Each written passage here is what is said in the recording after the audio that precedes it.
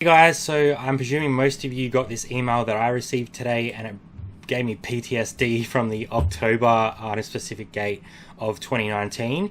So we all know how difficult that was and what that did to a lot of our businesses. So I wanted to put out a quick video today to try and help you guys out. Obviously, updating this doesn't guarantee that there isn't going to be glitches, but what it will do is put you in the best position to deal with those glitches if they do occur. So what I'm going to do is I'm just going to use the Reseller that they have provided. They have specified that the changes are in home and garden and electronics categories, and as of the 31st of March 2020, if you have not updated these item specifics, you will have problems revising and stuff like that. So all I'm going to do is open up this Reseller aspect finder here, which I have already done, and I'm going to log in under my current ID. So I had an ID set up from October, November, when the item specifics came in for clothing, and then I'm just going to go through here.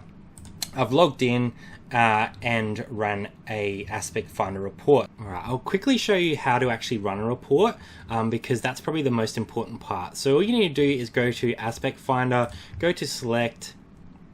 That'll take you to one of these pages. You can see that I've already run some of these reports before, but if you just go through this start button here, you're going to select the country as Australia, because that's where the aspect are, and you need to do those. So you can see that there's two reports here that you need to run. So one will be the home and garden, and one will be the electronics, games and cameras. So let's just do a quick one with the home and garden because it's a bit quicker.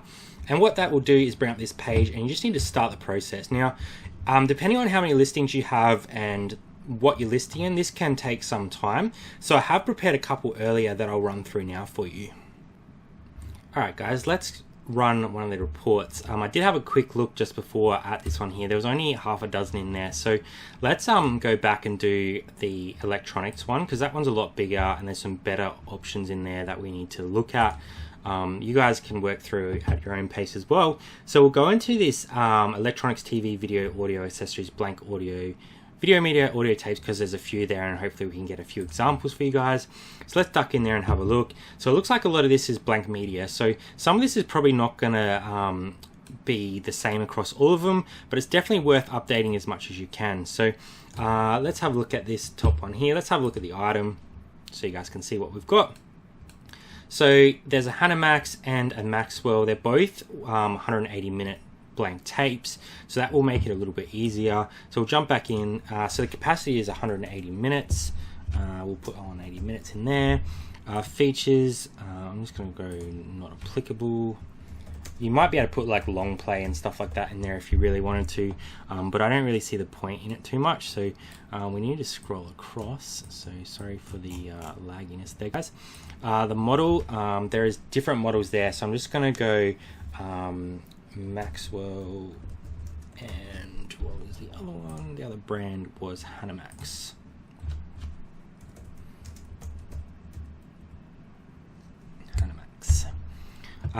That's going to be a lot easier when you just have a single one, like it might be E180 or something like that.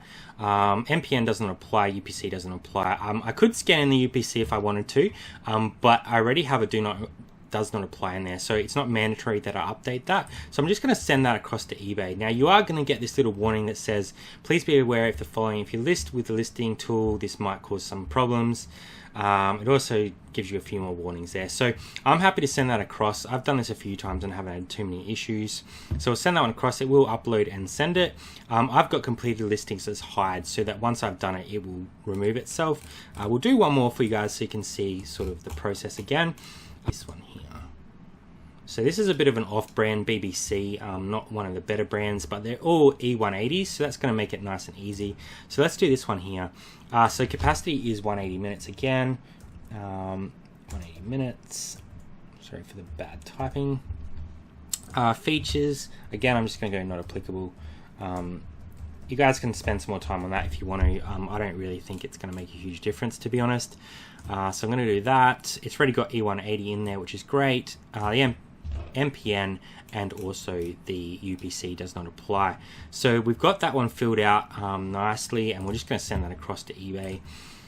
And you're going to have to replicate that across a lot of different listings. So there will be different fields that you need to do on different aspects. So let's just go have a quick look at one of the other aspects so you guys can get a better idea Let's have a look at something in the other section, home and garden, view report. Let's have a quick look at this textiles one. So this is a 6-piece placemat, so it's going to ask you for a whole bunch of stuff. So we're going to go mandatory for compliance, so we don't have to enter other things. Material, I'd have to look that one up, so you might have to do a little bit of research. The color is going to be pretty easy because you should be able to tell from the actual item that you have on eBay. So the majority of this one is white. They are horrible photos from obviously an older listing. So let's go with white as the main. Custom bundle is no, it is already a bundle. So you can see here that there is a whole bunch of different aspects for this particular section, so you're going to have to update it as best as possible, and you might have to do a little bit of research on the item. But I do think it is worth putting the time in and updating these listings, because if you're ahead of the game, at least you can sort of be ready for this, and if the glitches do happen, you can end your item and then relist it, which seemed to solve a lot of problems last time. So I hope you guys have got something out of this video today. If you have enjoyed the video, please leave us a big thumbs up, leave us a comment down below, and if you guys haven't subscribed yet, please do. So thanks for coming along. I hope you've enjoyed this video, and we will see you next time on 2 Aussie Thrifters.